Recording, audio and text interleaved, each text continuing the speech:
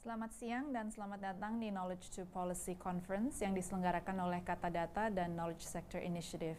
Saya Adityani Putri akan memandu Anda selama 1,5 jam ke depan dalam ruang bincang kali ini yang mengangkat topik mengenai ekonomi hijau, transisi berkeadilan dalam pengelolaan sumber daya alam. Bersama dengan Sekretariat Nasional Forum Indonesia untuk Transparansi Anggaran, Seknas Fitra, AK3 Pusat Analisis Sosial, AK3, Sayogyo Institute, dan Institute for Research and Empowerment IRE, dan juga bersama dengan Kementerian Perencanaan Pembangunan Nasional atau Bappenas.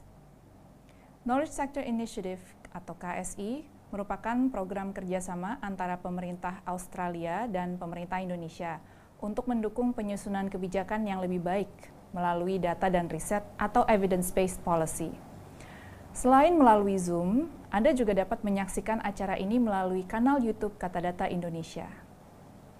Pada diskusi ini, kami menyediakan fasilitas fast typist dan interpreter. Bagi Anda yang bergabung melalui ruangan Zoom webinar, silahkan klik tombol closed caption di layar webinar Anda jika membutuhkan, atau klik tombol language interpreter untuk mengaktifkan fasilitas interpreter.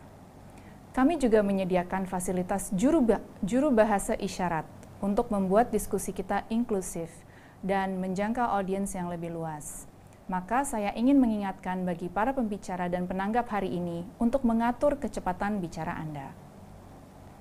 Untuk mengajukan pertanyaan, para audiens di Zoom dapat menuliskannya melalui fasilitas Q&A dengan format nama serta pertanyaan Anda. Dapat kami informasikan juga bahwa seluruh tim yang bertugas sudah menerapkan protokol kesehatan ketat, serta telah mengikuti program vaksinasi COVID-19, dan juga rutin melakukan tes antigen dengan hasil negatif. Konferensi Knowledge to Policy, K2P, merupakan satu dari rangkaian kegiatan penutupan Knowledge Sector Initiative atau KSI, untuk menampilkan produk pengetahuan dan pencapaian mitra KSI. Konferensi ini akan menjadi wadah pertemuan dan pertukaran diskusi untuk menekankan pentingnya pembuatan kebijakan berbasiskan bukti guna atau evidence-based policy, meningkatkan kesadaran di antara program pemangku kepentingan di sektor pengetahuan. Selain itu, konferensi K2P juga akan menunjukkan peran lembaga think tank sebagai salah satu aktor penting dalam proses penyusunan kebijakan inklusif di Indonesia yang turut aktif berkontribusi pada keberlanjutan. Nah, pemerintah Indonesia telah menetapkan ekonomi hijau atau green economy sebagai salah satu strategi transformasi ekonomi. Strategi ini berusaha menciptakan perekonomian yang berkelanjutan dengan menjaga keseimbangan alam dan juga keseimbangan dalam pencapaian ekonomi. Ekonomi hijau juga dinilai sebagai solusi dari sistem ekonomi eksploitatif yang selama ini cenderung merusak lingkungan menuju suatu perekonomian yang rendah karbon dan hemat sumber daya, dan juga berkontribusi atau menyumbang pada upaya untuk mitigasi perubahan iklim untuk mencapai juga pengurangan kemiskinan dan inklusi sosial serta kelestarian lingkungan yang berkelanjutan. Program penanganan perubahan iklim telah dimasukkan ke dalam Rencana Pembangunan Jangka Menengah Nasional RPJMN 2020-2024 dengan strategi pembangunan rendah karbon. Dalam webinar kali ini, kita akan membahas bersama tentang rekomendasi kebijakan agar dapat mewujudkan lompatan besar menuju ekonomi hijau. Hal ini bisa dilakukan dengan meninggalkan praktek-praktek ekonomi sebelumnya. Bersama dengan para panelis dan penanggap dari Kementerian PPN atau Bappenas, kita akan berdiskusi secara lebih dekat mengenai upaya pemulihan dan transformasi ekonomi supaya kita bisa bersama-sama untuk pulih dari pandemi global ini dan maju bersama-sama menghadapi perubahan iklim, menghadapi krisis iklim menuju ekonomi hijau. Nah, telah hadir di tengah-tengah kita para pembicara dan juga para pembahas untuk membuat diskusi ini lebih dinamis.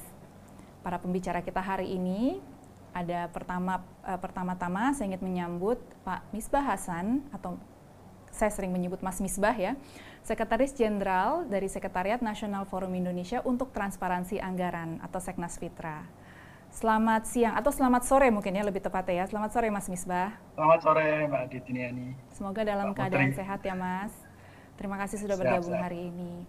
Kemudian izinkan saya untuk menyambut Mbak Nova atau Novalia Nur Fitriani, peneliti dari AK3 Pusat Analisis Sosial AK3.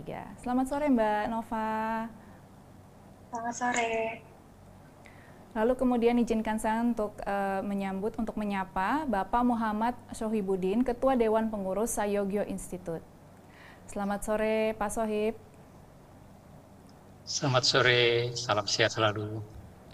Kemudian saya ingin menyambut Mas Rajiv Dri Angga, selaku peneliti dari Institute for Research and Empowerment atau IRE, ya, bacaannya IRE ya Mas Rajiv ya, betul ya? Selamat sore Mas Rajiv. Selamat sore Mbak Adit, ya betul IRE Yogyakarta. Oke baik, terima kasih banyak. Hadir juga di antara kita penanggap dari kalangan pembuat kebijakan. Pertama-tama saya ingin menyapa Ibu Anggi Putri Pertiwi, Sarjana Teknik, selaku perencana dari Direktorat Lingkungan Hidup Kementerian Perencanaan Pembangunan Nasional atau Bappenas. Selamat sore Mbak. Lalu kemudian saya ingin menyambut juga Bapak Maliki, Sarjana Teknik MSIE PhD, selaku Direktur Penanggulangan Kemiskinan dan Pemberdayaan Masyarakat dari Kementerian PPN Bappenas. Terima kasih banyak sudah menyempatkan waktu untuk hadir sore hari ini. Nah, kita langsung saja ke sesi talk show. Saya akan mengajukan pertanyaan kepada 4 pembicara yang sudah hadir hari ini. 4 pembicara yang merupakan mitra KSI. Saya ingin mulai pertama-tama dengan Mas Misbah ya. Pertanyaan pertama ditujukan kepada Mas Misbah. Bagaimana sih situasi anggaran lingkungan dan pembangunan rendah karbon di tingkat pemerintah pusat dan daerah, khususnya sekarang nih ya, di masa COVID ya, apa dampak yang ditimbulkan oleh pandemi COVID-19 terhadap perencanaan penganggaran lingkungan dan pembangunan rendah karbon ini? Baik, terima kasih Mbak Adit. Semoga suara saya bisa didengar dengan baik ya. Dan selamat sore Bapak Ibu sekalian, kawan-kawan semuanya. Tadi pertanyaannya ini langsung menukik gitu. Seperti apa potret anggaran untuk lingkungan hidup. Jadi memang sebagaimana tadi disampaikan oleh Mbak Adit ya, bahwa pemerintah Indonesia sebenarnya sudah menyepakati terkait dengan persetujuan Paris gitu ya, Paris Agreement untuk penurunan emisi gas rumah kaca gitu ya, yang itu kemudian dituangkan dalam Intended Nationally Determined Contribution NDC Indonesia gitu. Dan kemudian memang secara komitmen itu dituangkan di dalam dokumen perencanaan jangka menengah RPJMN ya 2020-2024 dan kemudian juga diturunkan di Perpres 18 tahun 2020, Mbak Anggi. Nah, disinilah kemudian memang secara komitmen pemerintah Indonesia sudah cukup kuat ya, bagaimana di dalam NDC itu komitmen untuk mengurangi emisi gas rumah kaca sebesar 29% ya, tanpa syarat atau dengan usaha sendiri, ataupun 41% dengan dukungan internasional. Dan memang komitmen-komitmen itu terus dibangun, Mbak Andit. Jadi dari sana kemudian hingga kemarin 2021 itu juga kemudian muncul kebijakan ya, ada Perpres baru nomor 98 tahun 2021 terkait dengan bagaimana dasar penyelenggaraan nilai ekonomi karbon. Jadi kalau berbicara terkait dengan komitmen, memang pemerintah Indonesia sudah sangat luar biasa ya dari kebijakan-kebijakan yang dikeluarkan. Tetapi memang dari sisi komitmen anggaran ini yang masih perlu kita dorong, masih perlu kita pertanyakan ya, karena kami melakukan riset mencoba untuk menghitung ya bagaimana belanja fungsi lingkungan hidup pemerintah pusat ini dari 2010 sampai 2020. Bahkan kita terus pantau di 2021 dan di 2022. Memang kalau rata-rata trennya itu anggaran untuk fungsi lingkungan hidup itu baru tidak sampai 1% ya, 0,86% itu rata-rata selama 10 tahun atau sekitar 10,53 triliun per tahun. Ini untuk fungsi lingkungan, dan memang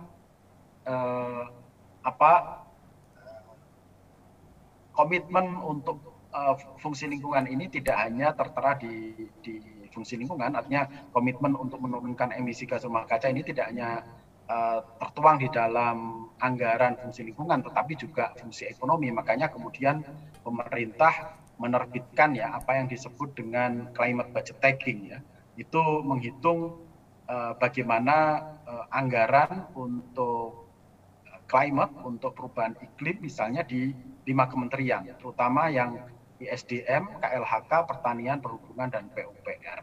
Dan di sana memang kalau secara nominalnya, Mbak Andit, itu lebih besar ya dari total belanja fungsi lingkungan hidup. Rata-rata karena ini perhitungannya mulai dari 2016 sampai sekarang itu rata-ratanya sekitar 89,6 triliun per tahun.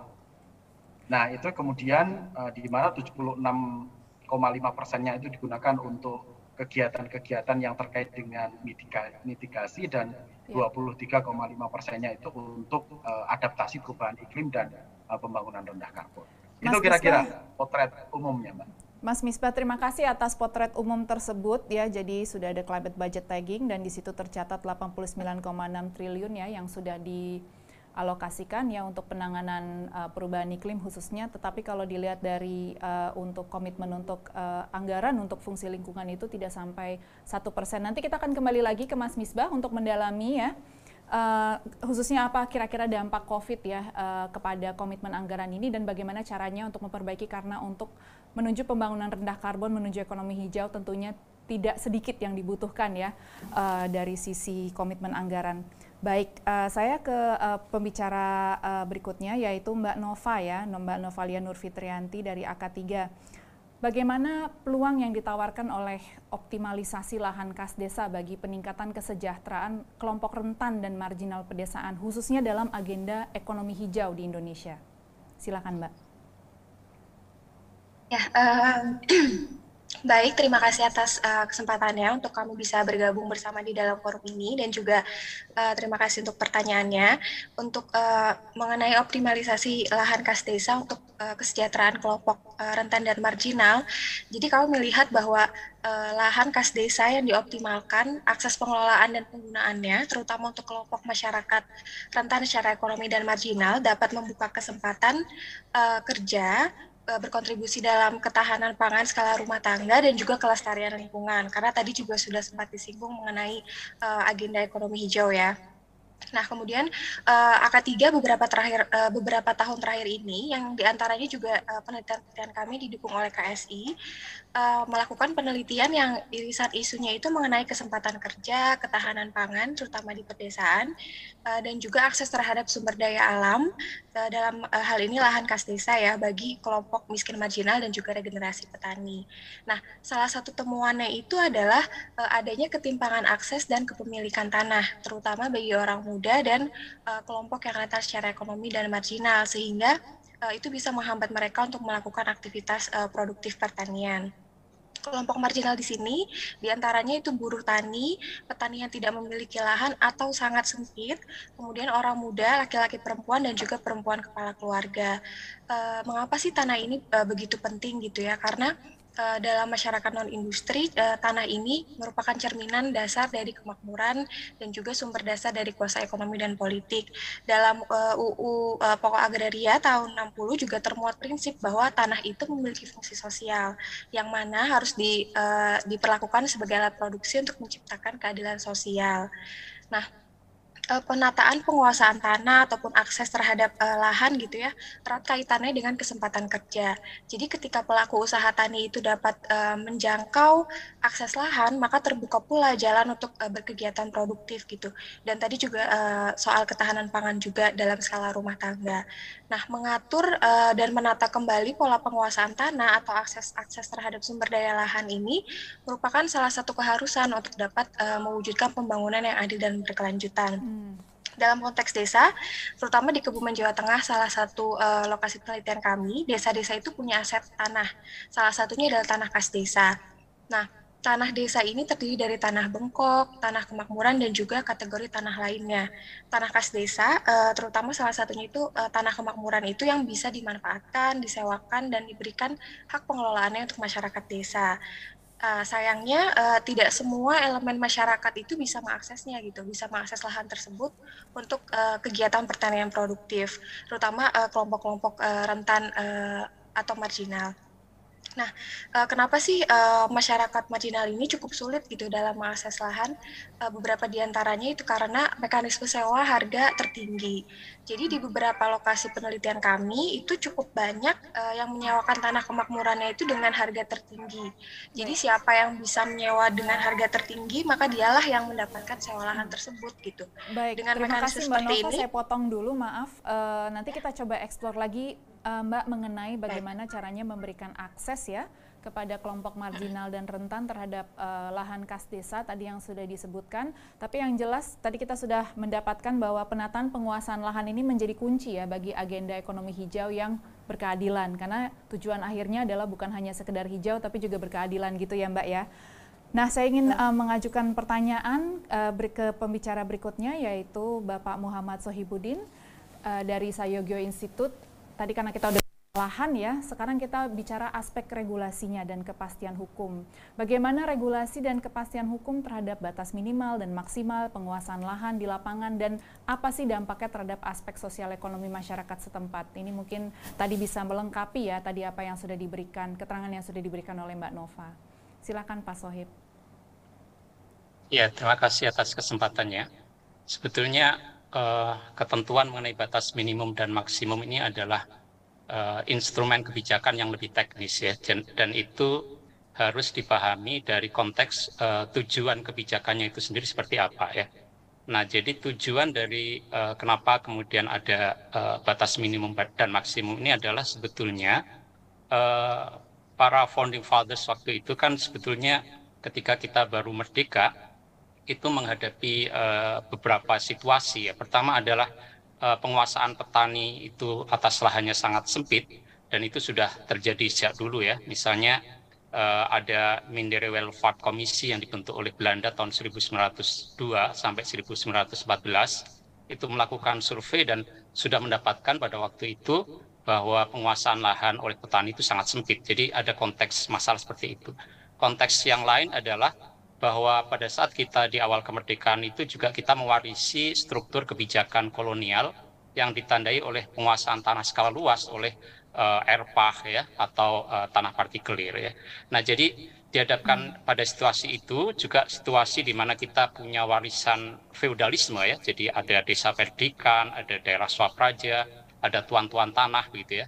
Nah, dihadapkan pada semua situasi itulah maka sebetulnya ketentuan batas minimum dan maksimum itu kemudian diintrodusir oleh pemerintah dengan dua tujuan sebetulnya. Tujuan pertama adalah mewujudkan pertanian skala rumah tangga yang kuat dengan luas pemilikan tanah yang layak, yang kemudian itu pada waktu itu ditetapkan minimal diusahakan 2 hektar.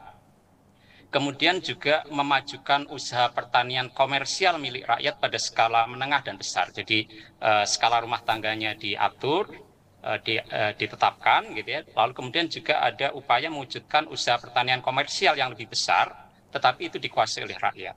Nah, dalam kerangka dua tujuan itulah maka kemudian ada 2 jalur transformasi ya untuk mewujudkan struktur agraria yang berkeadilan pada waktu itu. Pertama adalah melakukan land reform, dan land reform itu artinya adalah kita baca pasal 7 di UPA misalnya, ada larangan pemilikan atau penguasaan tanah yang melampaui batas, jadi batasnya ditetapkan.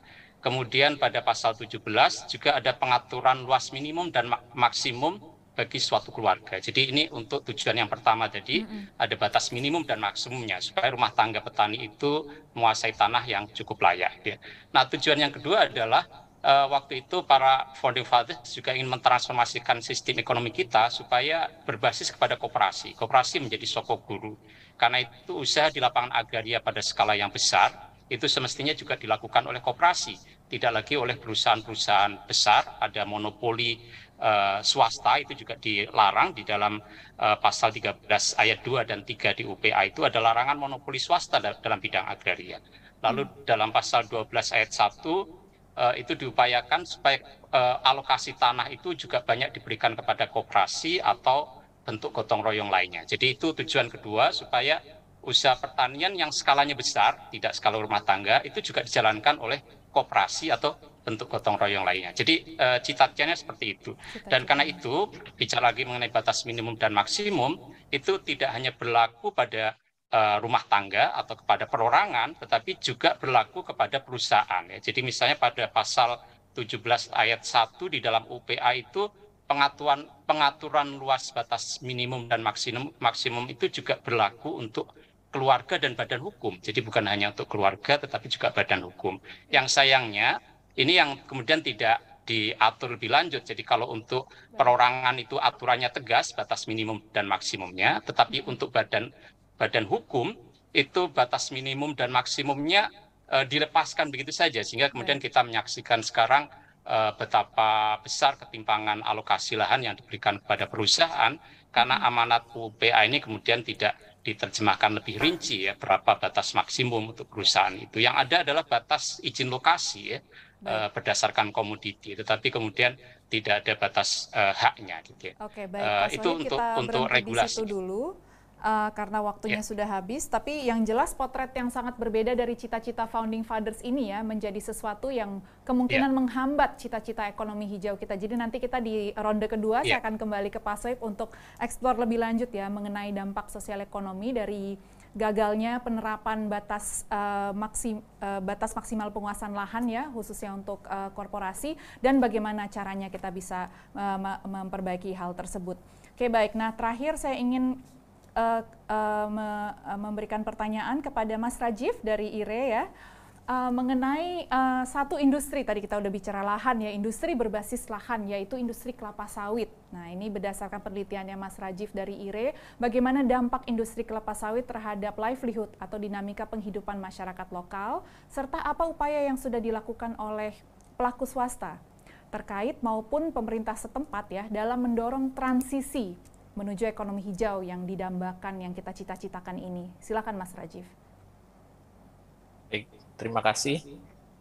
Berbicara tentang sawit, saya kira ada banyak kompleksitas ya yang menyertainya. Dan salah satu yang mungkin bisa kita lihat adalah dari sisi kerentanan masyarakat, ya, terutama pekebun petani sawit skala kecil ya, smallholders yang saya kira ada banyak persoalan-persoalan yang melingkupinya.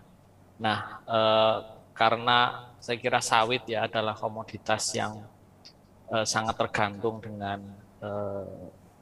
pola dan sistem ekspor ya, maka di situ kemudian ada persoalan harga ya, yang kemudian menjadi fluktuasi harga sangat mempengaruhi dinamika penghidupan masyarakatnya. Ya, meskipun sekarang saya kira dengan harga yang cukup tinggi mereka mendapat kemakmuran ekonomi yang juga luar biasa. Nah, meskipun di sisi lain juga kita lihat ketimpangan penguasaan lahan juga menyertai ya di industri ini. Ada banyak mereka yang menjadi pekebun skala kecil, namun juga banyak yang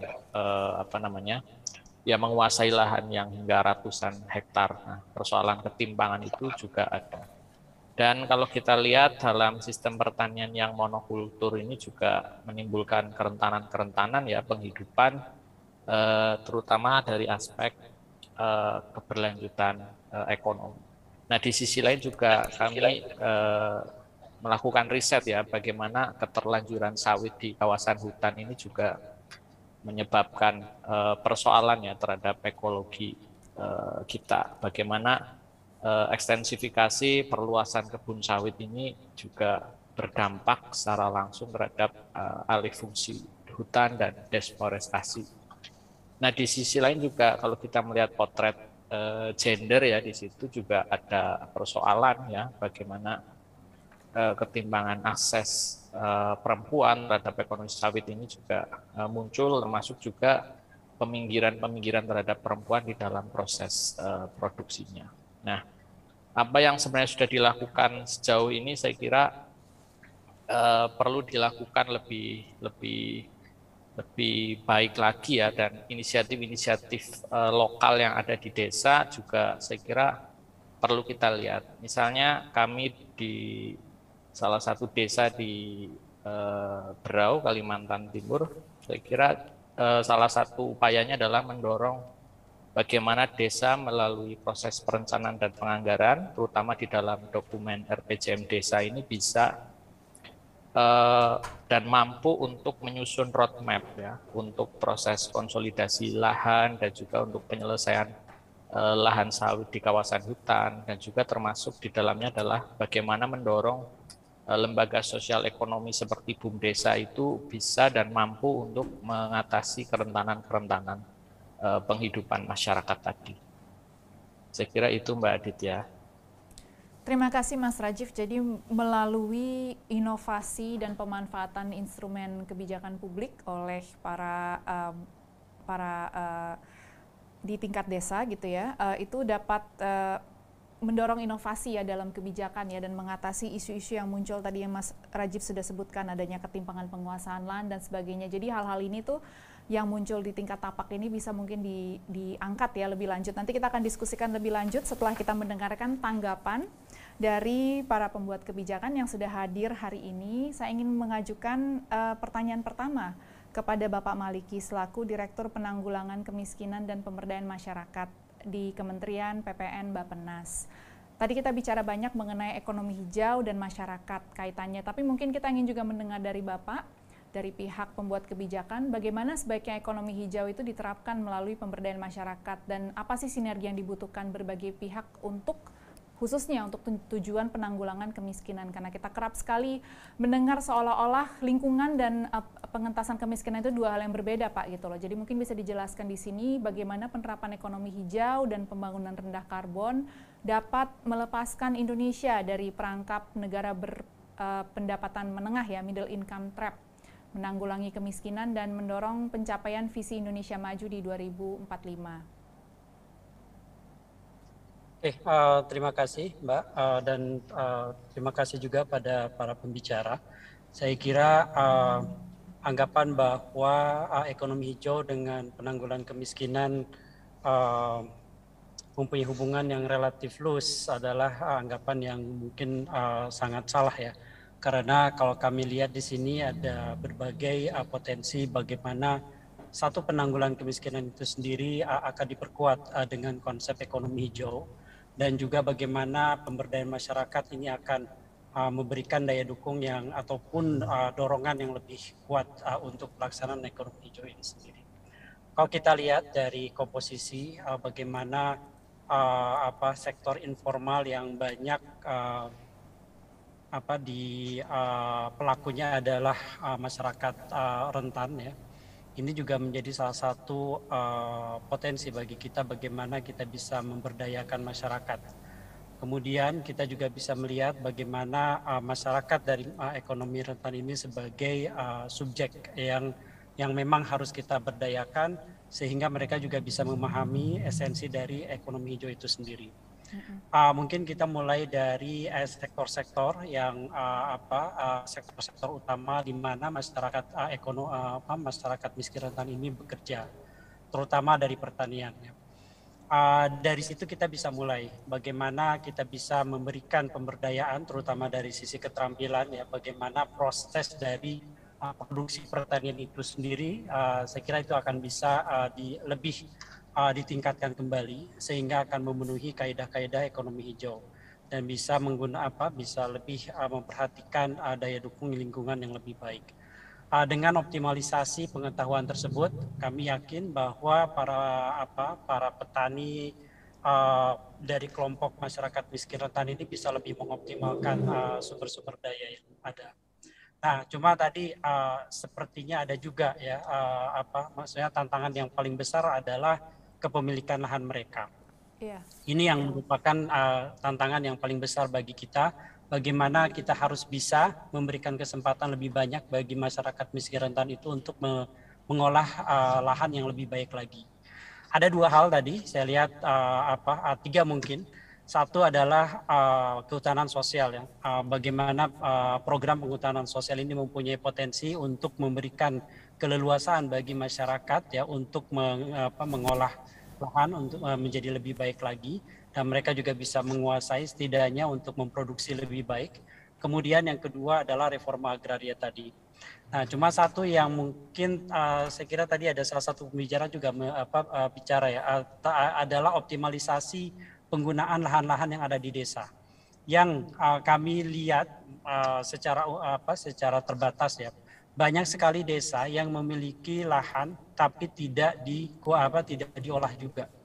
Ini adalah satu kesempatan juga bagi desa, terutama bagaimana mereka juga bisa mengoptimalkan BUMDes yang ada ya di desa, sehingga mereka juga bisa memikirkan ataupun merencanakan dari sisi pengolahan lahan tersebut.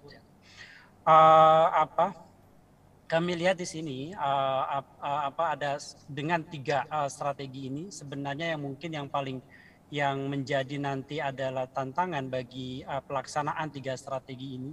Selain nanti dari sisi kapasitas desa untuk merencanakan optimalisasi lahan ini sendiri, adalah bagaimana desa mempunyai data yang lebih baik lagi.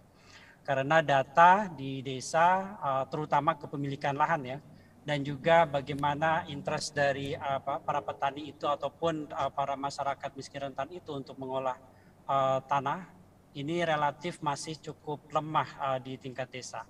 Sehingga kalau misalnya mereka bisa merencanakan dengan baik, dengan data yang lebih baik ya, itu tentunya adalah optimal. Tetapi bagaimana kita bisa men-trigger satu desa mempunyai data yang lebih baik, sehingga mereka mempunyai evidence base yang lebih baik lagi gitu. Baik. Nah, ini yang kami pikir harus kita mulai ya, bagaimana desa itu bisa mengelola setidaknya monograf desanya yang lebih baik ya.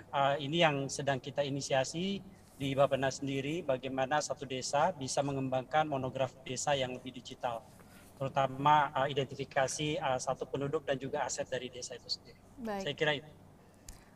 Terima kasih banyak Pak Maliki. Jadi tadi sudah jelas bahwa ini semua kembali ke data ya terlebih dahulu, khususnya untuk penyelesaian isu penguasaan dan lahan dan juga pengelolaan lahan khususnya di tingkat desa. Tadi yang Bapak sebutkan menarik sekali, dan nanti semoga kita ada waktu untuk eksplorasi lebih lanjut, lebih tepatnya gap dalam data apa saja yang kira-kira saat ini sedang diupayakan ya oleh Bappenas gitu untuk disediakan untuk mengoptimalisasi dan memberdayakan di tingkat desa. Karena tadi Bapak menyebutkan data kepemilikan, tapi mungkin ada aspek-aspek lain, informasi-informasi lain yang juga sedang dilengkapi atau akan disediakan untuk memberdayakan strategi ya pengelolaan lahan yang baik di tingkat desa. Saya ingin mengajukan pertanyaan dan memberikan kesempatan kepada Mbak Anggi Putri Pertiwi, Sarjana Teknik selaku perencana dari Direktorat Lingkungan Hidup, untuk memberikan tanggapan atas berbagai hal tadi yang sudah disebutkan oleh para pembicara, khususnya mungkin terkait dengan pandemi COVID-19 ini kan memberikan jeda gitu ya, tapi juga di saat yang bersamaan memberikan momentum bagi pemerintah Indonesia untuk implementasi instrumen ekonomi hijau yang struktural dan inklusif. Nah, itu bagaimana manifestasinya ya di khususnya tadi karena kita banyak bahas soal lahan di aspek pengelolaan kebijakan seperti kebijakan agraria dan lahan gitu, khususnya dalam konteks upaya kita bersama untuk mencapai ekonomi hijau. Silakan Mbak Anggi. Ya, terima kasih Mbak moderator, Mbak Aditiani Putri. Izin mungkin menyampaikan sedikit pandangan terkait dengan pertanyaan pemicu yang menurut saya cukup menarik gitu ya, bagaimana kita pemerintah Indonesia memanfaatkan momentum pandemi COVID ini justru tidak dalam konteks hanya membangun aspek terkait fokus ke ekonominya saja, tapi bagaimana kita juga bisa build back better gitu ya, atau pemulihan yang lebih berkelanjutan. Memang kita harus akui bahwa adanya pandemi COVID ini menimbulkan disrupsi gitu ya, menyebabkan gangguan baik itu dari sisi kesehatan maupun perekonomian gitu ya sepanjang tahun 2020-2021 tersebut. Dan kita melakukan refocusing anggaran juga untuk berbagai kegiatan yang ada gitu ya, fokus kepada sektor-sektor terkait dengan kesehatan dan sosial. Tentu ini juga menghambat beberapa ketercapaian target-target kita, namun memang kita sendiri berkomitmen gitu ya untuk terus mengupdate juga di dalam RKP dan juga RKP 2023 dan juga RKP 2024 meng-carry over berbagai target-target yang sudah kita canangkan sesuai dengan RPJMN tersebut. Nah, dalam konteks pembangunan berkelanjutan atau hijau ini sebenarnya kita ada, kalau kita lihat di pemulihan itu mungkin biasanya bermain dari sisi demand gitu ya. Nah, kita juga tadi sudah dimention sebenarnya terkait dengan transformasi ekonomi yang mungkin kebanyakan dari sisi supply, dan memang untuk kebijakan transformasi ekonomi ini ada beberapa game changers yang mungkin teman-teman sudah mengetahui juga gitu ya. Salah satu game changersnya adalah ekonomi hijau, di mana aspek pembangunan rendah karbon dan berketahanan iklim yang tadi mungkin sudah dimention oleh Pak Misbah, itu juga menjadi salah satu backbone gitu ya di dalam ketercapaian ekonomi hijau ini. Strategi ini memang diharapkan juga mampu mendorong Indonesia tadi untuk keluar dari jebakan middle income trap juga dan mencapai target visi Indonesia 2045. Dan terkait dengan pembangunan rendah karbon ini ada beberapa sektor prioritas gitu ya. Tapi secara prinsip sebenarnya pembangunan rendah karbon ini kami berusaha supaya pembangunan di Indonesia, pengelolaan sumber daya alamnya itu bisa lebih berkelanjutan diiringi dengan tentunya pertumbuhan ekonomi. Jadi selaras gitu ya pertumbuhan ekonomi dan pemanfaatan sumber daya alamnya dengan tentunya menciptakan lapangan pekerjaan hijau dan juga pengentasan kemiskinan.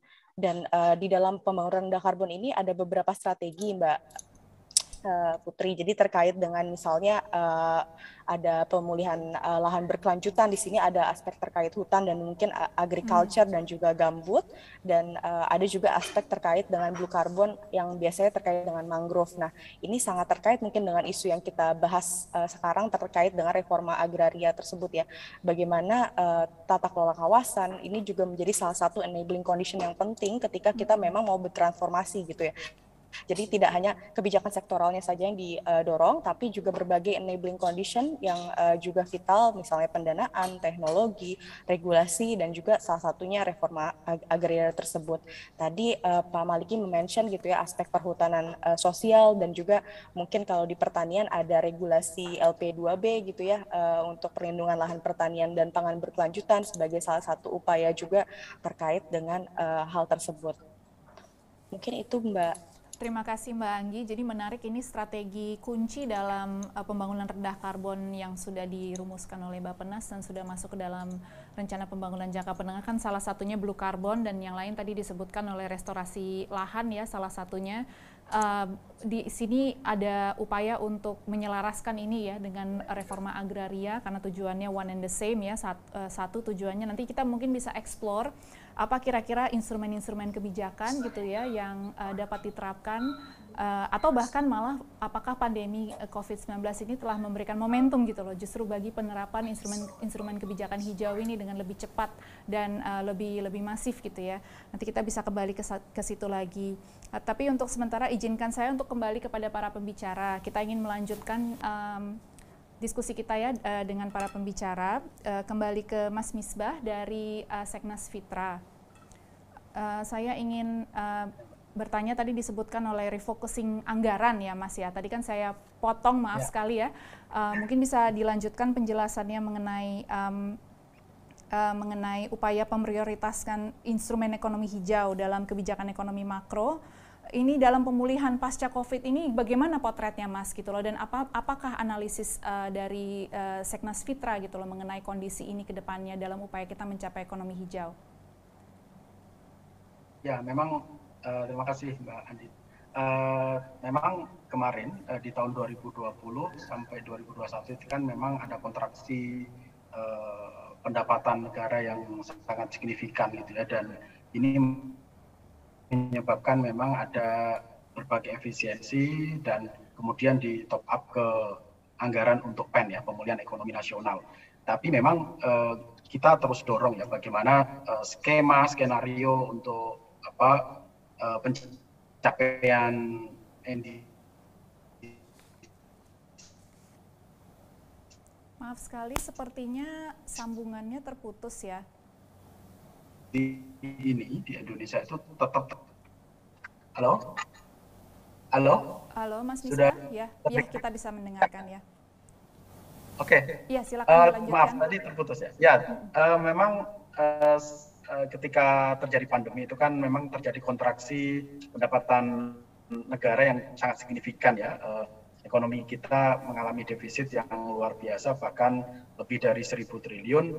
Nah, itu kemudian memang disiasati untuk top up ke anggaran PEN ya, pemulihan ekonomi nasional. Nah, ini yang sebenarnya memang terus perlu kita dorong ya, bagaimana menaikkan anggaran untuk target NDC ini agar seluruh skema yang tadi disampaikan oleh Mbak Anggi maupun Pak Maliki itu bisa terlaksana.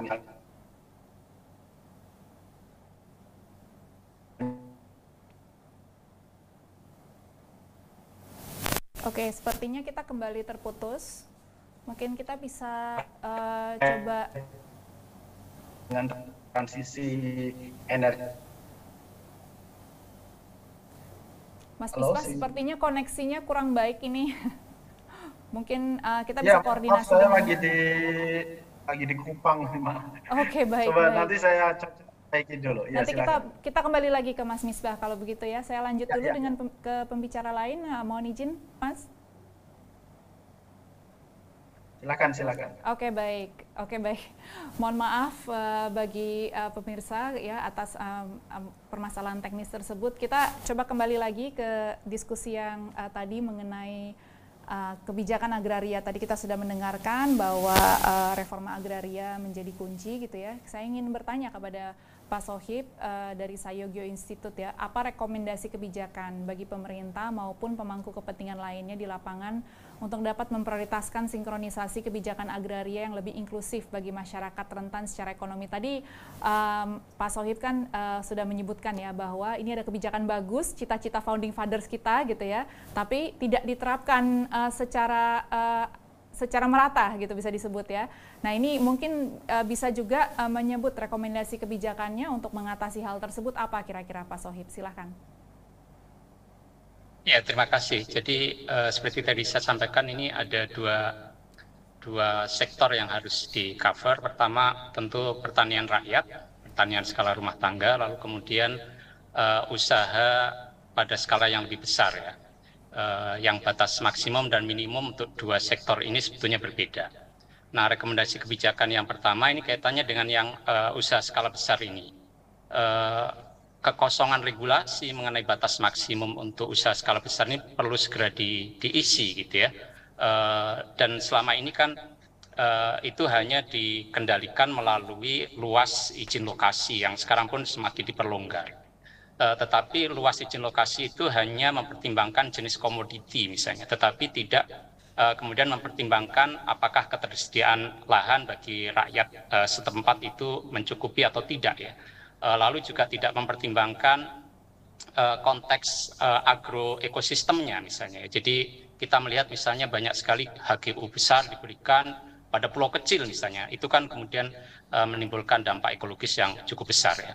Kemudian yang berikutnya adalah kita harus mengoreksi itu. Jadi selama ini karena tidak diberi batas maksimum, kemudian menumpuk di badan usaha skala besar ini. Nah, kini saatnya untuk memberikan hak-hak atas tanah itu dalam bentuk hutan tanaman industri kepada koperasi misalnya atau kelompok tani dalam bentuk HTR ya, tetapi juga memberikan HGU kepada koperasi atau usaha gotong royong lainnya ya. Makanya Sayogyo Institute seringkali mempromosikan kasus koperasi HGU yang sangat berhasil di Tasikmalaya, di Wangunwati. Itu adalah koperasi milik rakyat, tetapi ketika diberi kepercayaan maka dia juga akan sanggup menjalankan itu dan cukup bagus hasilnya. Ini untuk konteks yang kaitannya dengan batas maksimum minimum untuk badan hukum.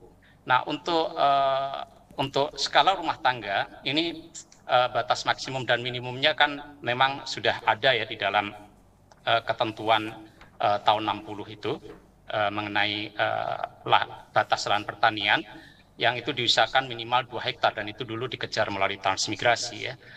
Tetapi sekarang kan kita sebetulnya sudah punya konteks yang berbeda di mana ketersediaan lahan dengan jumlah rumah tangga petani itu perimbangannya semakin tidak memungkinkan untuk mencapai 2 hektar itu, sehingga batas minimum itu sebaiknya tidak perlu ditetapkan sebesar itu, apalagi kita sekarang sudah bisa melakukan intensifikasi dengan kemajuan teknologi ya. Kemudian batas maksimumnya juga kemudian lebih bervariasi sesuai dengan kondisi daerah, karena tiap daerah punya jenis komoditi yang tentu batas maksimumnya berbeda-beda ya. Komoditi sawit itu skala ekonominya berbeda dengan yang lain misalnya. Jadi itu juga mesti lebih diperlonggar. Tetapi kuncinya adalah memastikan bahwa skala rumah tangga, skala ekonomi pada rumah tangga itu cukup layak ya, seperti itu. Nah, dalam kaitan ini Saigyo Institute juga banyak mengkampanyekan supaya pelaksanaan land reform itu mengkombinasikan berbagai bentuk hak ya, tidak selalu harus hak individu, karena yang dibagi itu terlalu kecil sebetulnya, dan ketika itu terlalu kecil ya kemudian tidak skala ekonominya tidak memadai begitu ya, sehingga lebih baik dikonsolidasi menjadi hak bersama misalnya. Saigyo Institute juga mempromosikan supaya desa diberi otoritas lebih besar di dalam mendata dan mengadministrasi penguasaan lahan ya, karena misalnya selama ini kan kontrol desa atas transaksi lahan kan semakin hilang ya, karena bisa dilakukan di notaris gitu ya, sehingga kemudian desa tidak punya kontrol lagi ketika tanah di desanya dimiliki oleh orang-orang kota dan tidak tahu lagi siapa yang memiliki, dan kemudian banyak juga yang ditelantarkan. Jadi hal-hal semacam ini semestinya desalah yang bisa memantaunya lebih cermat, karena dia ada di lapangan dan tahu di mana letak tanahnya begitu ya. Tetapi ketika sekarang pendaftaran tanah lalu peralihan tanah itu tidak lagi banyak melibatkan desa, maka kemudian kita melihat fenomena tanah guntai, tanah terlantar itu banyak sekali terjadi di desa. Jadi kami sangat mendukung apa yang dilakukan oleh teman-teman di AK3 misalnya, dan itu perlu diperkuat lagi dengan memberi otoritas desa yang lebih besar, bukan saja pada tanah kas desa yang memang dimiliki oleh desa, tetapi juga atas data-data penguasaan tanah dan peralihan tanah di desa. Sementara itu nanti bisa dilanjut kalau masih ada waktu. Baik, terima kasih banyak Pak Sohib. Jadi pengembalian otoritas kepada desa ya untuk pengendalian atas pengelolaan dan kepemilikan lahan itu menjadi kunci di sini. Nah, saya ingin langsung aja kalau begitu ke Mbak Nova dari AK3 untuk menanggapi juga dan untuk turut memberikan rekomendasi bagi pemerintah dan pemangku kepentingan ya. Bagaimana caranya, tadi kita udah bicara mengenai akses terhadap lahan kas desa, apa kira-kira rekomendasi kebijakannya Mbak, khususnya agar dapat mengupayakan ya membuka ruang inklusif bagi kelompok rentan dan marginal agar mampu mengakses dan mengusahakan lahan tersebut. Baik, terima kasih untuk pertanyaan lanjutannya. Jadi tadi kita sudah sampai pada penyebab-penyebab kenapa kelompok marginal itu sulit untuk mengakses tanah gitu ya. Dan tadi salah satunya juga seperti yang disebutkan sama Pak Maliki, bahwa pendokumentasiannya juga di desa masih belum rapi gitu ya. Jadi untuk pemanfaatannya juga akan masih sulit gitu.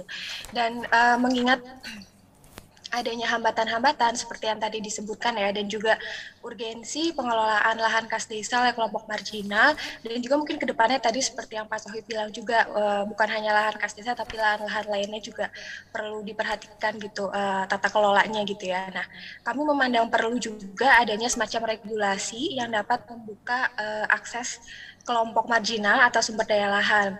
Jadi regulasi ini juga secara tidak langsung relevan dengan prinsip ekonomi hijau dan juga reforma agraria seperti yang sudah dijelaskan oleh Pak Sohib.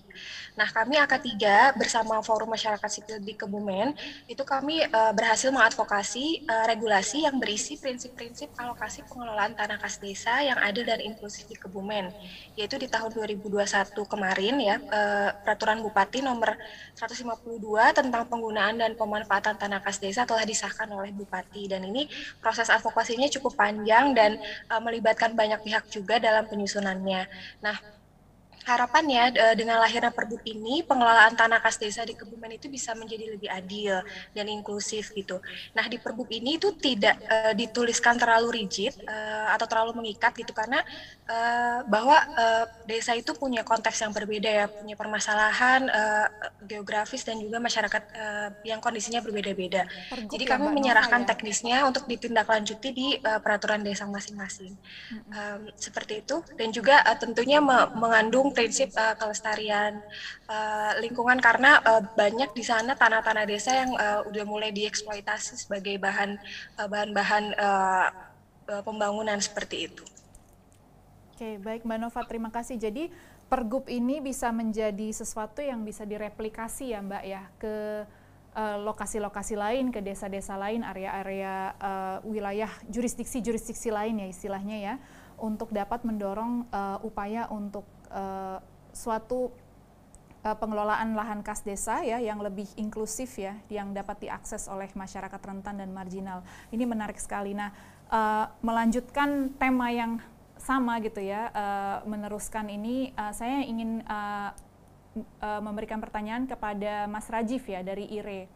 Tadi kita udah bicara mengenai lahan ya, mengenai beberapa perubahan kebijakan dan regulasi yang dibutuhkan ya untuk mengoptimalkan pengelolaan lahan, tapi juga untuk memberikan akses ya, untuk menciptakan kebijakan yang inklusif. Kalau kita bicara mengenai industri kelapa sawit, Mas, apa kira-kira rekomendasi kebijakan yang kita perlukan untuk dapat melindungi masyarakat yang terdampak oleh industri ini, agar kita mampu meningkatkan kesejahteraannya dalam agenda ekonomi hijau, di mana tadi Mas Rajif sudah menyebutkan ada satu contoh ya, partisipasi masyarakat dalam perencanaan anggaran di tingkat desa. Apa kira-kira dari situ lessons learn-nya apa dan kira-kira rekomendasi kebijakannya apa, Mas? Silahkan. Ya, terima kasih Mbak Aditya ya. Jadi memang tadi juga digarisbawahi oleh Mbak Novi dan Mas Sohibudin ya tentang pentingnya institusi desa di dalam mendorong pengembangan penghidupan masyarakat di sektor sawit yang lebih ramah ya terhadap ekonomi hijau. Nah, salah satu yang penting saya kira adalah peran dari institusi badan usaha milik desa. Riset kami yang juga didukung oleh KSI misalnya melihat ada beberapa praktek baik yang sebenarnya dikembangkan oleh BUMDesa untuk mengatasi problem-problem kerentanan masyarakat di desa-desa sawit ini. Nah, salah satunya adalah dengan memanfaatkan pelepah dari daun sawit ya, yang saya kira bisa dikembangkan untuk pakan ternak. Nah, hanya saja memang perlu dukungan dari pemerintah kabupaten ya, terutama untuk memberikan kemudahan dalam misalnya memperoleh bahan baku ya yang dibutuhkan, terutama yang namanya bungkil sawit untuk proses pembuatan pupuk ini.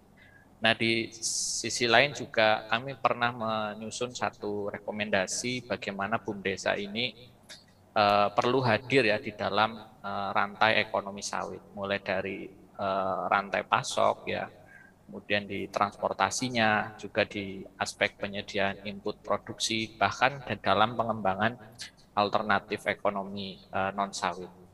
Nah, di sisi lain juga tadi saya menjelaskan bahwa di dalam proses perencanaan dan penganggaran desa juga saya kira perlu didorong misalnya RPJMD untuk penerapan peta jalan pengembangan ekonomi lokal yang berkelanjutan. Nah, dalam konteks ini misalnya desa, pemerintah desa bisa berperan ya untuk mendorong tata kelola sawit rakyat yang lebih berkelanjutan, ya misalnya untuk menuju ISPO, baik di aspek peningkatan kualitas budidaya dan produktivitas, kemudian berkaitan pula dengan legalitas lahan, gitu ya, kemudian juga pengelolaan lingkungan dan aspek kelembagaan yang bisa difasilitasi oleh desa di situ. Termasuk saya kira yang penting adalah bagaimana peran desa ya di dalam mendorong legalitas lahan di desa-desa yang tadi keterlanjuran sawit di kawasan hutan itu juga penting untuk dilakukan. Nah, itu beberapa peran ya yang mungkin perlu didorong baik dari sisi pemerintah desa yang melalui kebijakan dan juga pemerintah kabupaten yang saya kira juga penting untuk mendorong roadmap ya pengembangan ekonomi lokal yang berkelanjutan. Yang beberapa roadmap ini juga disupport oleh Pasangkayu ya, bagaimana oleh KSI ya di Kabupaten Pasangkayu misalnya bagaimana mengembangkan desa yang lebih mampu memfasilitasi problem-problem di tata kelola sawit tadi. Saya kira itu Mbak Aditya. Baik, terima kasih banyak Mas Rajiv, dan tadi sudah banyak sekali masukan ya mengenai apa yang perlu diupayakan di tingkat desa maupun di tingkat kabupaten, antara lain legalitas ya, dan juga pencetusan roadmap ya yang jelas menuju sawit berkelanjutan gitu. Salah satu contohnya adalah itu. Tapi yang penting adalah yang Mas Rajiv sudah highlight dan juga tadi sudah di-highlight oleh pembicara-pembicara sebelumnya, yaitu Mbak Nova dan Pak Sohib, adalah penguatan institusi desa. Itu sepertinya menjadi kunci ya bagi implementasi dari kebijakan ekonomi hijau. Nah, saya ingin memberikan kesempatan kembali lagi kepada Mas Misbah, apakah sudah kembali terhubung? Tadi mohon maaf terputus karena ada masalah teknis. Ya, apakah sudah bisa sekarang? Sudah bisa terdengar ya, kami bisa mendengar ya, saya Mas Misbah dengan baik ya. Tethering, soalnya saya lagi di daerah. Ya, saya langsung to the point aja Mbak Aditya, bahwa memang perlu sinergitas. Tadi kalau bahasanya Mas Rajiv ada roadmap yang jelas gitu ya, antara pusat, pemerintah daerah sampai ke level desa, dan itu menurut saya perlu dukungan anggaran yang konkret gitu ya, karena kita bicara tentang ekonomi hijau ini kan memang ada banyak sektor yang menaunginya gitu ya, ada sektor energi terbarukan, ada yang tadi banyak disebutkan oleh kawan-kawan terkait dengan volu gitu ya, terkait dengan sawit, hutan dan seterusnya. Nah, itu yang memang perlu dukungan anggaran lebih ya, dan sekarang ini sebenarnya sudah mulai muncul ya konsep tentang carbon farming ya, bagaimana sektor-sektor pertanian tadi termasuk juga perkebunan itu bisa menghitung bagaimana kontribusi penurunan emisi itu di tiap-tiap sektor itu. Misalnya kalau kemarin kami dari Setnas Mitra juga melakukan perhitungan ya, bagaimana permajaan perkebunan rakyat itu dilakukan dan kemudian berkontribusi terhadap penurunan emisi gas rumah kaca ini. Karena konsep permajaan perkebunan rakyat ya, termasuk sawit, kelapa atau kopi gitu, kakao dan seterusnya, itu beberapa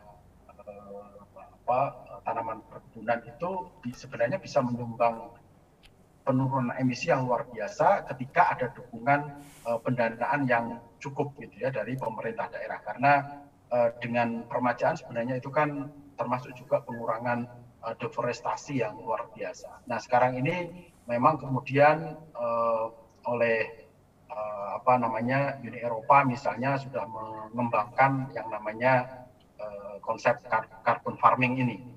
Skema ada dua sebenarnya ya, skema perkebunan karbon berbasis kegiatan atau action based carbon farming, dan yang kedua adalah research based carbon farming, atau bagaimana ketika pengelolaan perkebunan atau pertanian itu bisa menghasilkan atau berkontribusi terhadap penurunan emisi gas rumah kaca. Saya pikir itu Mbak Adit yang bisa saya sampaikan.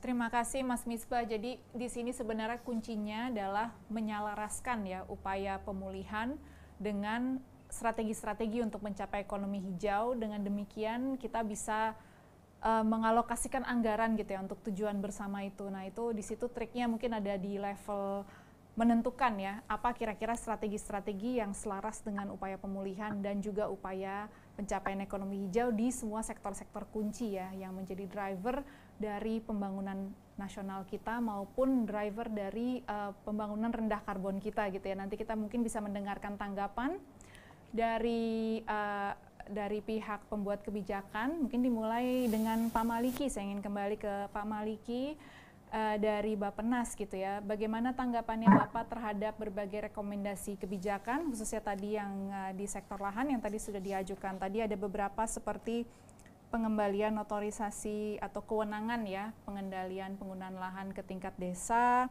Lalu kemudian mendukung juga poinnya Pak Maliki, ada juga rekomendasi untuk memperbaiki dokumentasi dan data di tingkat desa.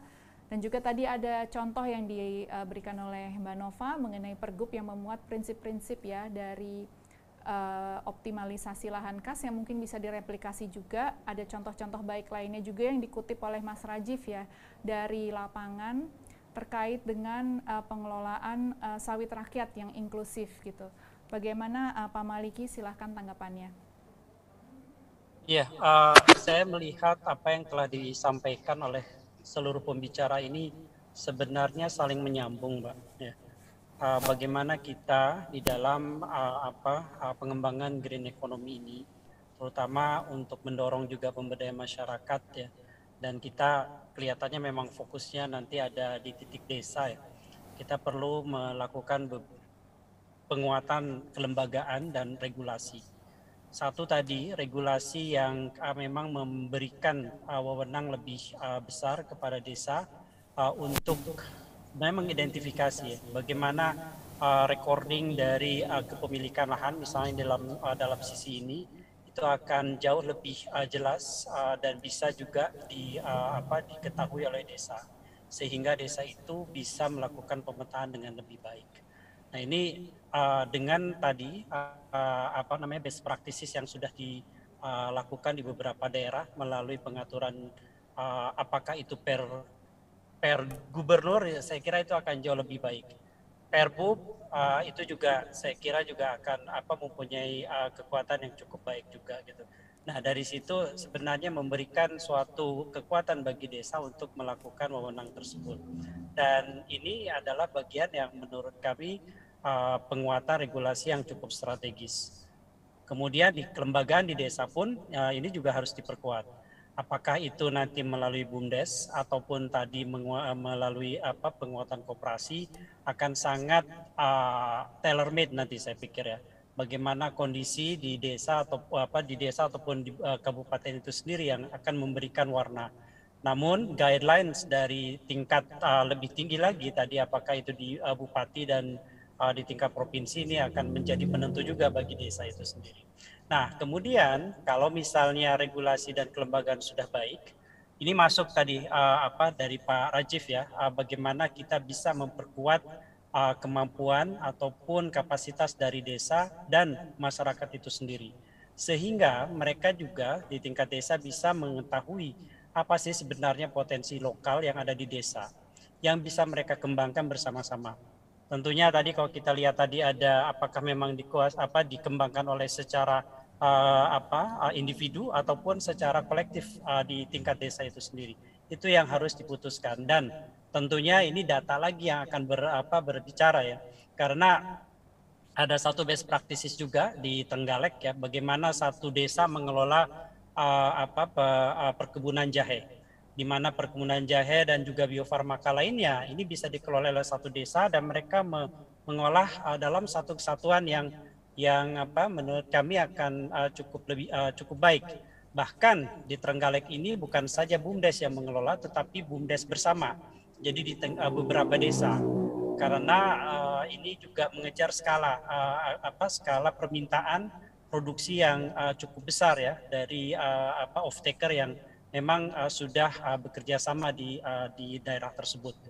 Nah, ini satu kunci lagi adalah bagaimana sebenarnya desa ini bisa memproduksi atau hasil produksi dari desa ini bisa go internasional. Karena kita tidak hanya bicara tentang skala lokal saja, tetapi kalau kita bicara tadi Ibu moderator juga menyampaikan bagaimana sebenarnya green economy ini bisa men-trigger kita menjadi more developed countries gitu. Nah ini saya pikir adalah kuncinya bagaimana kita bisa meningkatkan skala-skala produksi yang ada di desa sehingga bisa memenuhi skala internasional. Dan salah satu best practices yang ada di Trenggalek ini ya, bagaimana keperantaraan produksi yang dilakukan di desa, kemudian juga dilakukan di manage bersama di antara beberapa BUMDes memenuhi kebutuhan yang ada di skala nasional yang lebih besar ya untuk menghasilkan biofarmaka. Saya kira ini menjadi kunci bagi kita untuk mendorong green economy ini menjadi salah satu persyaratan bagi kita untuk menjadi negara yang lebih maju. Saya kira itu, Mbak. Terima kasih banyak, Pak Maliki. Jadi penguatan lembaga dan regulasi di sini menjadi tahap pertama yang sangat krusial, bukan hanya menuju ekonomi hijau, tapi menuju upaya kita untuk menjadi negara maju ya, untuk lepas dari middle income trap gitu istilahnya. Tadi Pak Maliki sudah menegaskan kembali gitu ya, bahwa solusinya pendekatannya itu harus berdasarkan konteks dari wilayah masing-masing, dari desa maupun kabupaten masing-masing gitu ya, karena setiap desa memiliki potensi dan juga kapasitas yang berbeda, kondisi yang berbeda, tetapi pada dasarnya di semua lini penguatan lembaga dan penguatan regulasi, perbaikan regulasi itu menjadi kunci. Nah, selanjutnya kita akan mendengarkan tanggapan dari Ibu Anggi dari Direktorat Lingkungan Hidup ya, dari Bappenas juga. Bagaimana Ibu mengenai tanggapan, khususnya tadi mungkin saya ingin meminta tanggapan Ibu terkait dengan komitmen rekomendasi yang diberikan oleh Mas Misbah terkait dengan komitmen anggaran. Bagaimana caranya kita menyelaraskan ya komitmen anggaran kita untuk pembangunan rendah karbon, tapi juga komitmen anggaran untuk pemulihan ekonomi pasca COVID ini, Bu. Ya, terima kasih Mbak Adityani. Sebenarnya kami di Bappenas juga pernah melakukan studi pemetaan untuk pendanaan yang juga dibantu oleh teman-teman Fitra juga, Pak Misbah dan tim gitu ya. Bagaimana kita mapping kebutuhannya dan juga memang masih jauh gitu ya kontribusi kebutuhan dan juga ketersediaan pendanaan itu sendiri. Tapi tentu itu tadi memang kita tidak bisa solely dependent sama state budget, baik itu APBN maupun APBD gitu ya. Begitupun halnya mungkin hibah dan juga concessional loan, dan bagaimana kita bisa melibatkan private sector gitu ya, leverage private investment untuk pendanaan PRK ini juga menurut kami juga sangat penting gitu ya, mendorong investasi untuk mengisi gap dari pemerintah gitu. Jadi mendorong juga untuk sektor non pemerintah, dan tentu untuk mendorong investasi yang mungkin lebih hijau dan berkelanjutan ini perlu banyak juga enabling conditionnya tadi ya, misalkan terkait dengan regulasinya sendiri seperti apa, kemudahan untuk berinvestasi itu juga sangat vital gitu ya. Jadi tidak hanya serta-merta oke kita mendorong private investment, tapi how to-nya itu juga menjadi sangat penting dan krusial supaya memang ibaratnya kita sudah membangun ekosistemnya supaya aspek terkait investasi hijau itu memang masuk gitu arahnya ke Indonesia. Memang masih banyak tantangan tentunya dalam implementasinya, dan ini terus kita dorong tadi melalui berbagai upaya yang kita lakukan. Tadi kalau terkait dengan gap gitu ya, karena tadi pasti kita ada delay juga karena COVID-19, kita ada refocusing, tapi tadi kita sudah mulai carry over lagi nih Mbak Adityani di 2003 dan 2024. Memang tadi kan untuk PRK ini kan tidak hanya urusan LH ya, tadi sudah ditekankan juga oleh Pak Misbah gitu ya. Ini memang cross sektoral, tadi saya sebutkan misalkan yang land-based sector ada agriculture, ada forestry, tapi juga ada mangrove, tapi sebenarnya lebih jauh ada energi juga, ada industri, bahkan ada persampahan. Itu dari yang low carbonnya. Dan ini bukan hanya urusan lingkungan hidup tentunya, dan ini di RKP yang 2023 juga kami berusaha masukkan gitu ya, supaya tetap menjadi prioritas gitu aspek low carbon development menuju ekonomi hijau ini. Kan harapannya menjadi prioritas di perencanaan, juga tetap menjadi prioritas di dalam penganggarannya kita kawal. Baik, terima kasih Bu Anggi. Kalau misalnya mungkin saya bisa mengajukan pertanyaan lanjutan, ini nanti selanjutnya temuan-temuan dari para peneliti ya, daripada lembaga think tank yang hadir di sini, itu kira-kira pengembangan selanjutnya harusnya dibawa ke arah mana, Bu? Kira-kira supaya bisa bermanfaat bagi pembuat kebijakan. Ya. Tadi teman-teman narasumber gitu ya telah menyampaikan mungkin berbagai isu krusial yang pada level implementatif gitu ya. Tadi mungkin kita makro di polisinya di sisi Bappenas, tapi tentu aspek terkait dengan implementasinya menjadi hal krusial. Tadi misalnya terkait reforma agraria kami sampaikan itu juga mungkin menjadi enabling condition penting gitu ya dalam implementasi pembangunan rendah karbon dan ekonomi hijau. Meskipun tadi banyak diskusi yang mengarah kepada hal-hal terkait dengan kewenangan desa dan kelembagaan institusionalnya yang sangat krusial gitu, dan itu di luar tusi direktorat kami, tapi kami menyampaikan sebenarnya pada prinsipnya lesson learn yang sudah disampaikan oleh teman-teman lembaga think tank ini mungkin bisa disampaikan juga supaya kami bisa replicate mungkin atau menyampaikan kepada KL teknis terkait, misalnya ketika kita berbicara terkait dengan otoritas kewenangan desa, mungkin kita bisa berikan rekomendasi kepada teman-teman di Kemendes dan juga direktorat yang menganalisa di Bappenas. Begitu halnya beberapa temuan menarik terkait dengan yang sawit tadi. Itu juga sebenarnya kami ada juga Direktorat Pangan Pertanian yang menangani kebijakan sawit, itu mungkin bisa kami share juga konkretnya Mbak Adityani untuk ini.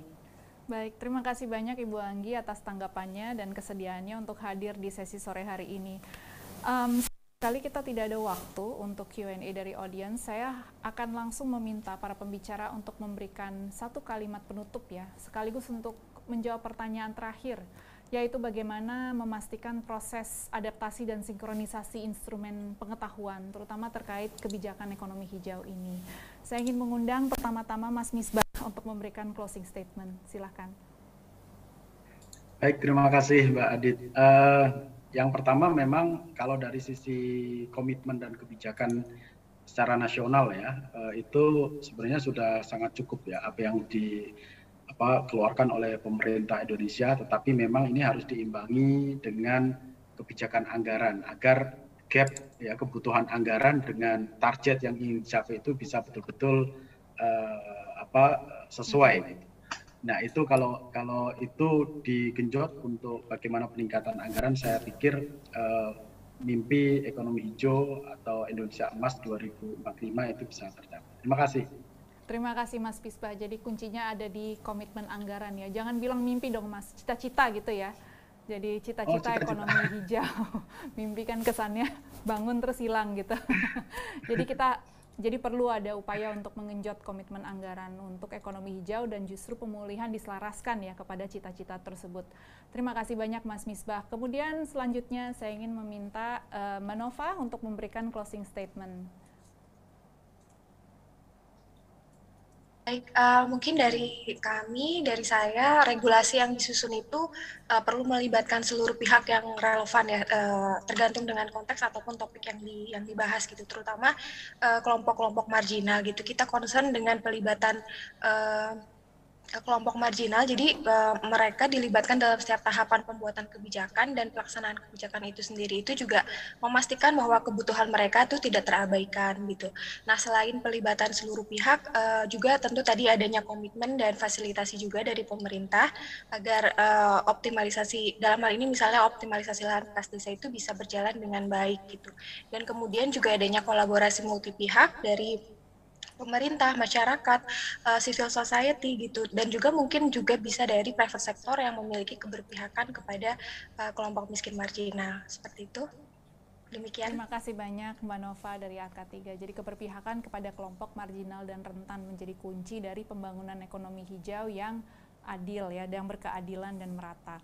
Terima kasih banyak Mbak Nova. Selanjutnya Pak Sohib dari Sayogyo Institute, closing statement-nya silahkan Pak. Ya, terima kasih. Saya kira ada dua hal yang harus dilakukan kalau kita betul-betul mau membenahi akumulasi tanah yang melebihi batas maksimum dan juga memperbaiki akses yang terbatas ya pada tanah oleh petani miskin dan petani marginal.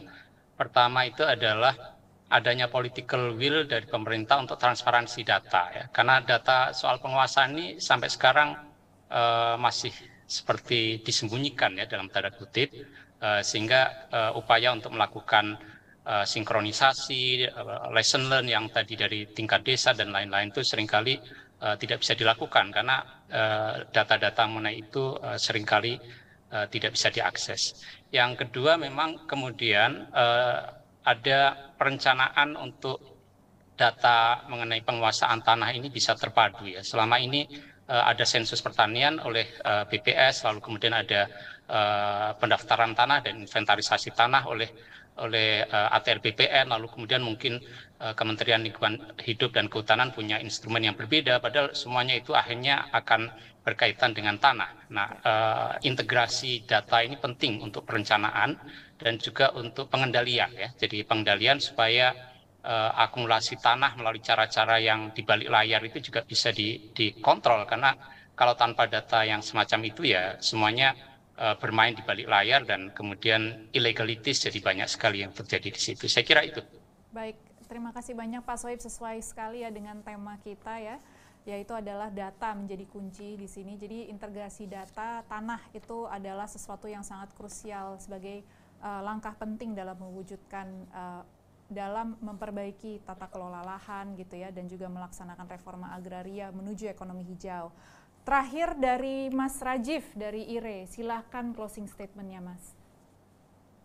Baik, terima kasih. Saya kira kolaborasi antara berbagai institusi pemerintahan ya, baik di tingkat pusat, kabupaten, ya hingga level desa, saya kira menjadi penting ya dalam konteks mendorong alternatif penghidupan masyarakat yang lebih resilient, terutama di industri sawit. Dan pemerintah pusat dalam hal ini juga saya kira penting untuk mendorong satu peta jalan pengelolaan sawit rakyat yang lebih berkelanjutan. Demikian juga dengan kabupaten. Dan di sisi lain desa juga saya kira punya peran yang sangat penting, hanya saja harus dipastikan ya bahwa desa ini diberi kewenangan yang sesuai dengan semangat dari Undang-Undang Desa, sehingga dia mampu untuk mengatur dan mengurus kepentingan masyarakat. Dalam konteks ini adalah masyarakat di sektor sawit, sehingga mereka dapat mengembangkan ekonomi yang lebih ramah terhadap lingkungan dan berorientasi pada ekonomi hijau. Terima kasih. Terima kasih banyak Mas Rajif atas pernyataannya ya mengenai rekomendasi untuk tata kelola sawit terutama ya, dan bagaimana relasinya terhadap tujuan ekonomi hijau. Saya baru melihat ada pertanyaan di kolom Q&A. Saya lihat Mbak Nova sudah memberikan jawaban langsung, tetapi karena kita punya keterbatasan waktu, kita tidak bisa membahas pertanyaan tersebut sekarang. Tapi saya mau minta kepada Pak Sohib untuk dan juga Mas Misbah untuk dapat menjawab pertanyaan secara langsung ya, dengan mengetik tombol type answer di kolom Q&A. Terima kasih banyak. Oke baik, jadi kita sekarang sudah sampai kepada penghujung acara. Sebelum saya menutup acara, izinkan saya untuk memberikan sedikit ringkasan mengenai ruang bicara sesi sore hari ini. Pemerintah Indonesia punya banyak kebijakan yang mendukung pembangunan rendah karbon, namun karena pandemi COVID-19 2 tahun terakhir ini, terdapat dampak ya pada relokasi dan harus terjadi refocusing anggaran di banyak lini pemerintah. Maka dari itu perlu adanya peningkatan prioritas untuk dapat mewujudkan komitmen ini, khususnya komitmen anggaran. Dan juga agenda ekonomi hijau perlu memberi lebih banyak peluang untuk kelompok marginal dan rentan, seperti akses pada sumber daya alam termasuk tanah. Dan ini dapat dicapai dalam bentuk optimalisasi lahan kas desa. Kemudian juga perlu adanya penerapan pembatasan minimum dan maksimum penguasaan lahan pada korporasi terutama, agar bisa mendorong upaya ketahanan pangan dan pembangunan yang berkeadilan. Beragam tantangan yang dihadapi oleh petani skala kecil menyebabkan ketimpangan terus meningkat. Konsep ekonomi hijau berpotensi besar dalam memberikan dukungan untuk pemberdayaan masyarakat. Dan tadi sudah banyak contoh yang disebutkan dari lapangan maupun juga upaya perbaikan regulasi dan kebijakan yang dapat dilakukan ya.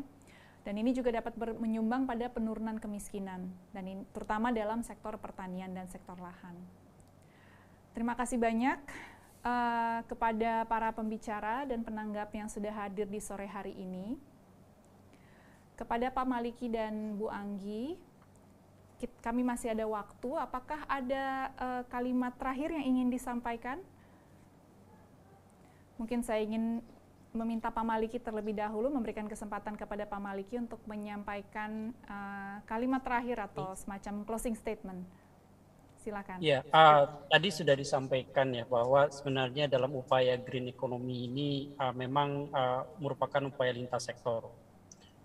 Integrasi, refocusing, dan juga inklusivitas dari kebijakan ini sangat diperlukan. Namun memang yang sangat kunci di dalam pelaksanaan semua yang telah dibicarakan tadi kembali lagi memang ke data. Baik itu data yang bersifat penduduk ya, bagaimana karakteristik mereka, sosioekonomi mereka, kepemilikan aset dan sebagainya. Ini yang saya kira memang sangat penting. Dan Bappenas dengan Kementerian Keuangan ini sedang juga menyusun registrasi sosial ekonomi. Yang diharapkan dari situ kita bisa mengintegrasikan data. Nah, kemudian yang kedua adalah data yang bersifat meso dan makro. Adalah data-data tadi yang disampaikan juga bagaimana sebenarnya pemetaan dari kepemilikan yang lebih lebih general lagi. Sehingga dari situ sebenarnya kita juga bisa melihat bagaimana aspek dari pemerataan ataupun inklusivitas ini sudah sudah dijalankan. Saya kira itu, Mbak. Terima kasih banyak Pak Maliki. Sayang sekali sepertinya Bu Anggi sudah, apakah Bu Anggi masih hadir atau sudah meninggalkan? Masih Mbak, maaf tadi kelempar sinyal di kantor. Baik, terima kasih. Selamat kembali Bu Anggi. Mungkin ada closing statement Bu, singkat saja. Ya, pertama mungkin terima kasih banyak untuk acara ini, terutama dari teman-teman narasumber karena memberikan perspektif baru juga terkait dengan isu yang sebenarnya terjadi di level implementatif gitu ya. Karena kita merancang kebijakan makro dan juga ibaratnya ke arah ekonomi hijau, tapi ternyata banyak juga isu-isu yang mungkin perlu kita selesaikan dari aspek institusional bahkan di level desa gitu ya. Bahkan kadang mungkin kita fokusnya di provinsi subnasional maupun kabupaten kota saja gitu. Dan ini memberikan insight yang baik gitu ya, karena kadang kita selalu terkait dengan emisi ini atau mungkin pembangunan rendah karbon dan juga green economy itu mungkin kontribusi nasional yang mungkin lebih ke highlight, padahal sebenarnya teman-teman pemerintah daerah dan juga melalui kabupaten kota dan desa itu juga memiliki peran yang vital gitu ya dalam kita mentransformasikan ekonomi kita menuju ekonomi hijau ini. Dan terkait dengan aspek data tadi di-raise Pak Maliki, dan data ini menjadi hal yang fundamental untuk evidence based policy juga gitu ya dalam kita merancang ke depan aspek institusionalnya, perencanaannya dan juga nanti arahnya ke pendanaan. Mungkin itu dari saya Mbak Adityani, terima kasih. Terima kasih banyak Bu Anggi. Oke, baik, kita sekarang sudah sampai di penghujung sesi. Namun sebelum kita akhiri, izinkan saya untuk mengabadikan momen ini dengan berfoto bersama. Oke, silahkan siapkan senyum terbaiknya. 1, 2, 3. Baik, terima kasih banyak. Sekali lagi saya ucapkan terima kasih kepada para pembicara, kepada Mas Misbah, Mbak Nova, Pak Sohib, Mas Rajiv, dan juga saya ingin mengucapkan terima kasih kepada para penanggap, Pak Maliki dan Bu Anggi, yang sudah menyempatkan waktu untuk berdialog dan berdiskusi ya bersama kita di sore hari ini. Terima kasih juga tentunya saya ucapkan kepada Anda yang sudah menyimak Ruang Bincang sesi ini, dan ini menjadi penutup atas program Ruang Bincang hari ini. Esok, Ruang Bincang akan kembali pada pukul 9 pagi hari bertema mendorong kebijakan setara inklusif yang transformatif dan partisipatif. Saya Adityani Putri dan tim Kata Data pamit sejenak. Sampai jumpa.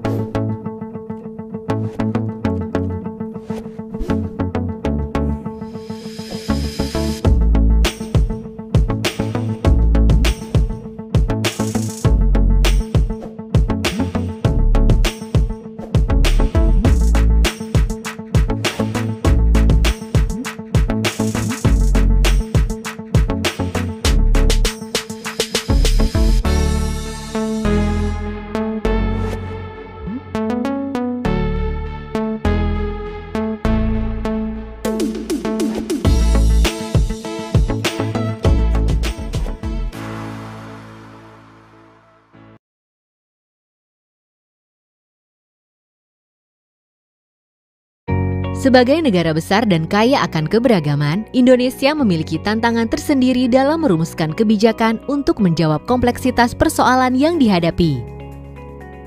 Karena itu, para pembuat kebijakan membutuhkan dukungan bukti-bukti berkualitas dalam menyusun kebijakan publik. Knowledge Sector Initiative atau KSI mendukung para pembuat kebijakan di Indonesia menyusun kebijakan pembangunan berbasis bukti menggunakan hasil penelitian, data, dan analisis. KSI ikut mendorong penguatan peraturan dan praktik yang mendukung penggunaan pengetahuan dan bukti berkualitas dalam penyusunan kebijakan. KSI merupakan kemitraan antara pemerintah Indonesia dan Australia yang didanai oleh Departemen Luar Negeri dan Perdagangan Australia atau DFAT. KSI dikelola oleh RTI International bekerja sama dengan Nosal Institute dari University of Melbourne, Overseas Development Institute dari Australian National University. Tujuan umum KSI adalah meningkatkan penggunaan bukti dalam pembuatan kebijakan pembangunan. KSI ikut berusaha mengatasi berbagai kendala mendasar yang selama ini menghambat sektor pengetahuan di Indonesia.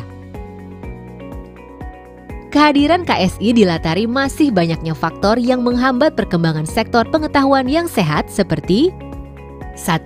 Kurangnya akses dana penelitian dan efisiensi pengeluaran. 2. Lingkungan penelitian yang perlu ditingkatkan. 3. Permintaan atas penelitian yang belum berkembang. 4. Kualitas penelitian dan analisis yang masih perlu ditingkatkan. 5. Masih minimnya ketersediaan dan aksesibilitas data. Serta 6. Belum terbangunnya hubungan antara peneliti dan pembuat kebijakan. KSI didesain untuk selalu menekankan aspek keberlanjutan. Inisiatif utama KSI dirancang bersama-sama dengan para mitra utama yang telah berinvestasi serta memiliki komitmen untuk mengedepankan visi keberlanjutan dalam mewujudkan kebijakan berbasis bukti. KSI fokus bekerja pada 3 pilar. 1. Tata kelola dan pendanaan riset. 2. Kolaborasi dan manajemen pengetahuan. 3. Produksi pengetahuan.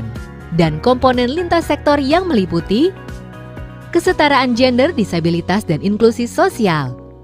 Uji coba integrasi pengetahuan ke kebijakan atau knowledge to policy di tingkat daerah. Diskursus publik. Secara umum, KSI memosisikan diri sebagai katalis perubahan. Upaya KSI fokus pada mempertemukan pemangku kepentingan untuk membahas masalah, mengembangkan solusi, serta mengimplementasikan solusi tersebut secara bersama-sama.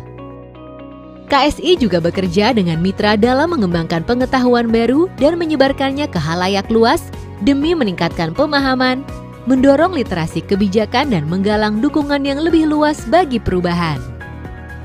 Untuk memastikan perubahan tersebut berkelanjutan, KSI mendukung perbaikan sistem yang diperlukan untuk mendorong penggunaan bukti yang lebih baik dalam pembuatan kebijakan. Mitra KSI meliputi 16 lembaga penelitian kebijakan dan mitra strategis, universitas, serta asosiasi profesi dan ilmiah. Mitra utama KSI di pemerintahan adalah Badan Perencanaan Pembangunan Nasional, Kementerian Pendayagunaan Aparatur Negara dan Reformasi Birokrasi, Badan Riset dan Inovasi Nasional, Kementerian Keuangan, Pemerintah Daerah Sulawesi Selatan, Lembaga Kebijakan Pengadaan Barang atau Jasa Pemerintah, serta Lembaga Administrasi Negara. KSI juga bermitra dengan organisasi internasional untuk memfasilitasi akses kepada kepakaran, pengalaman, dan jejaring internasional, serta memperkuat hubungan antara lembaga Indonesia dan internasional. Program KSI telah hadir sejak tahun 2013 dan telah ikut serta mewujudkan pemerintahan Indonesia menghasilkan kebijakan yang lebih baik dan inklusif. Secara umum, KSI telah menjalankan peran sebagai katalis perubahan. Mekanisme pendanaan penelitian sudah semakin baik sehingga para peneliti dari universitas dan think tank dapat mengakses dana publik. Terjadi peningkatan interaksi dan kolaborasi di antara para pemain kunci di sektor pengetahuan. Penguatan peran analis kebijakan di pemerintah sebagai perantara pengetahuan. Indonesia Development Forum telah menjadi kegiatan rutin Bappenas yang melibatkan multi pihak untuk mendukung kebijakan berbasis bukti. Krisna telah digunakan untuk menyusun dan mengkonsolidasikan data Renja KL dan Rencana Kerja Pemerintah atau RKP. Manajemen pengetahuan KSI telah berperan dalam mengefektifkan proses integrasi berbasis Knowledge Management System di Bappenas yang saat ini telah berkembang menjadi MP3. Lembaga riset kebijakan telah mempengaruhi kebijakan, terlibat dalam perubahan kebijakan, menghasilkan penelitian kebijakan berkualitas, berperspektif GETSI, dan menjaga keberlanjutan finansial. Pendekatan integrasi pengetahuan kekebijakan atau K2P diaplikasikan di level subnasional dan bisa direplikasi ke daerah-daerah lainnya. Pendekatan GETSI atau Gender Equality, Disability and Social Inclusion telah menguat di berbagai forum, berbagi pengetahuan dan panduan pendanaan riset. Penguatan diskursus publik serta penggunaan istilah ekosistem pengetahuan dan inovasi yang meluas di media terkait pentingnya kolaborasi dan integrasi pengetahuan ke kebijakan. KSI percaya, kebijakan berbasis bukti merupakan elemen kunci dalam mendukung upaya Indonesia untuk mengurangi ketimpangan dan kemiskinan. Kebijakan berkualitas akan membantu Indonesia terus memperbaiki kondisi perekonomian dan kesejahteraan rakyat.